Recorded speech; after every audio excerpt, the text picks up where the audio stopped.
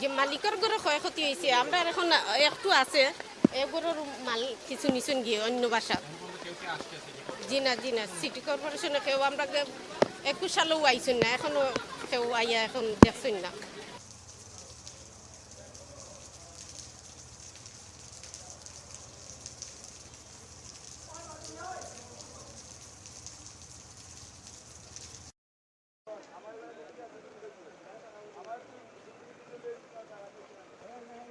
বাসার মাঝে থাকতে পারতাছি না, বাসার মাঝে আডু পানি খাওয়া খাদ্য খাইতে পারতাছি না, রান্না বাড়া করতে পারতাছে না।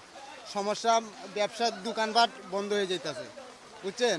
মানে ব্যবসা করতে পারতাছি না, আটাচড়াও করতে পারতাছি না, বাচ্চা নিয়েও খুবই সমস্যা আছি ভাইয়া।